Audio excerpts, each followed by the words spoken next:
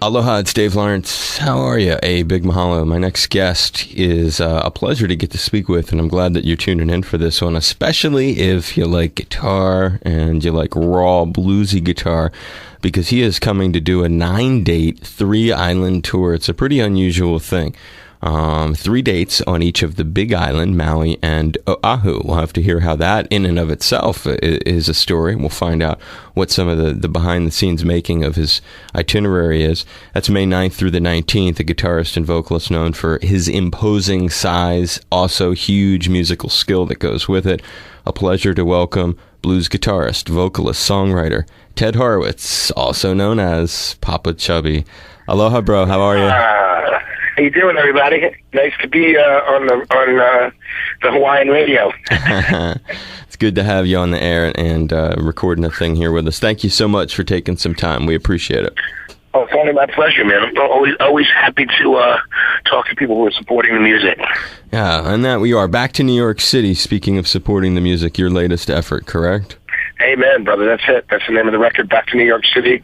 Return to my roots, return to my hometown, to where I plug in to recharge to New York City, because we're always on the road, always traveling. We just finished a 5-week European tour, and now we're back in the States. And when I say the States, I mean we're coming to Hawaii. So yeah, we like that too. And I read it's a funny sort of connection, and we'll talk about New York in a moment. And I guess by way of this sort of story here, I read that your name, it has something to do with my buddy Bernie Worrell, where you're the cute stage name. My name actually comes from a Bernie Worrell song. I walked into a jam back in 1990 where Bernie was jamming in a loft on 30th Street, Manhattan, and Bernie was singing the song, Popa Chubby, Popa Chubby, and I walked in and he pointed at me and I went, wow, that's a great name for a band.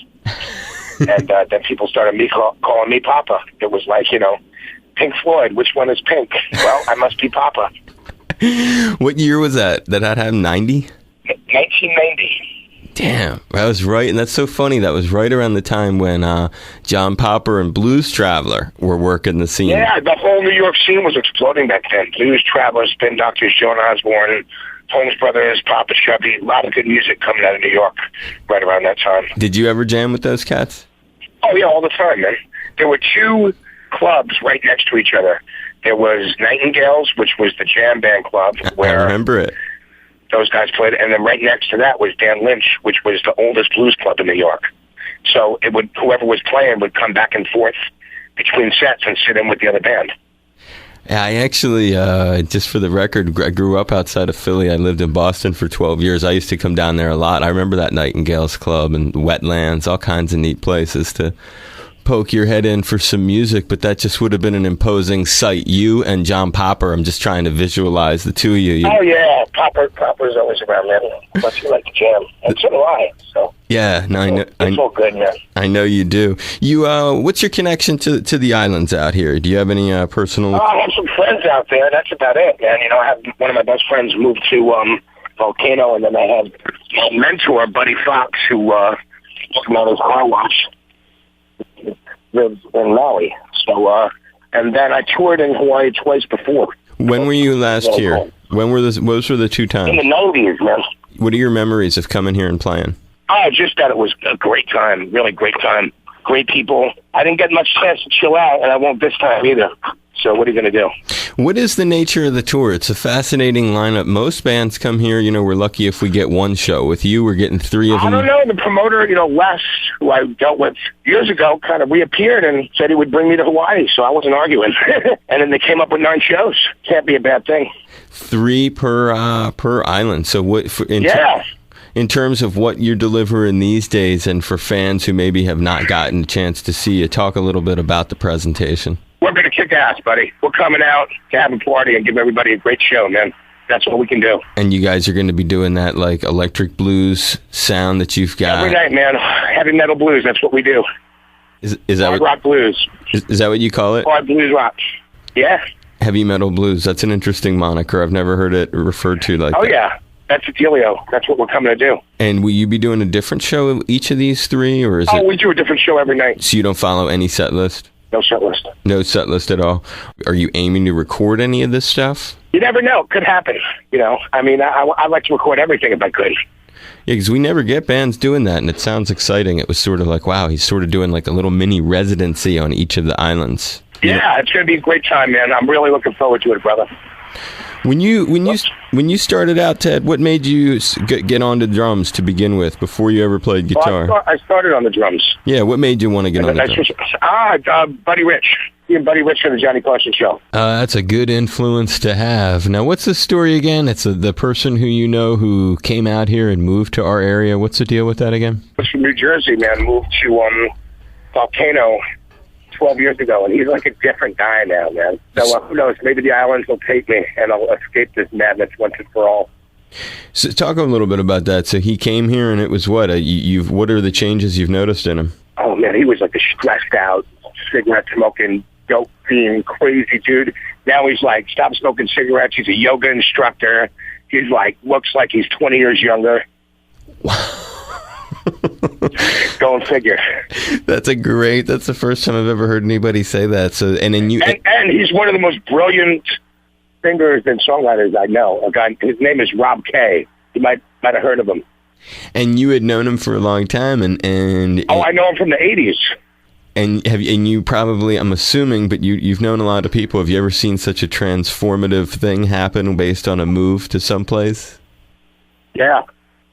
You know what I mean? Has any of your other friends actually like moved somewhere and you've seen it change their life? Just Buddy Fox, who's at 86 now. What's that? 86, yeah. And lives in Maui. And did it have a similar effect on his life? Well, he's still alive. There you go. Do the math, right? Send me those numbers. Cool, yeah. So it's all good. Hey, you were influenced by work in the club scene in New York, and I've heard you praise the Ramones a lot. What did you get out of the Ramones experience? Oh, man, punk rock was like a breath of fresh air when it happened. It was like, everything, it was a reset button. Everything was new again. Did you get to interact with those cats? I saw them before they even broke. It was a scene back then. Everybody knew everybody. Did you ever get to play with them? I played on bills with them before, yeah. Say that again? That's okay, but they didn't really, play with other musicians, so. Right. So no real, but it was more just being exposed to them that influenced you. Absolutely, yeah. What was your first record that you got, if you can remember? We just had Record Store Day. We've been thinking about that sort of thing. Record was Trying to Be Good by Chuck Berry. Say, Chuck Berry? Yeah. How about first concert? First concert was Chuck Berry. My dad took me to see Chuck Berry when I was a kid, little boy. So Chuck Berry, first record, first concert. Yeah, and then from there went to Rolling Stones and Led Zeppelin. So that's a good formation. I think so. That is a good balance. And when you think about the most recent things that you're doing, is there a progression you're looking towards with your life, Ted, or are you just like you locked into this sort of thing, you want to keep presenting it, or are you looking to maybe experiment? No. I'm not locked into it at all, man. I'm always looking to, every breath is a new beginning. And it's the same thing musically. Is that the whole thing about being a good musician is to play in the now and not the before or after. So it's like always trying to claim the moment, and the moment always changes, even from when you asked me that question. Right, yeah, there's always something like that. So you do aspire to maybe do some other. Is there any other projects or artists that you've thought about collaborating with potentially? Yeah, I'm always looking for young bands to work with, man. I like the energy that young people bring to the table, and people who are open and looking to create something new and exciting. That's really what Popa Chubby's always been about. It changes the whole vibe when you go to do a record or a project, huh? When you surround yourself with that kind of energy. Oh, I agree. I totally agree. That's cool. Well, we're looking forward to having you out here. We're going to hopefully have you come by the studio. We have this really nice studio, the Atherton. Yeah, I think we're going to do it, man. I'm really looking forward to it. Awesome. All right, cuz. I high five you. I'll see you when you get here. Travel safe. Take care, Dave. Bye.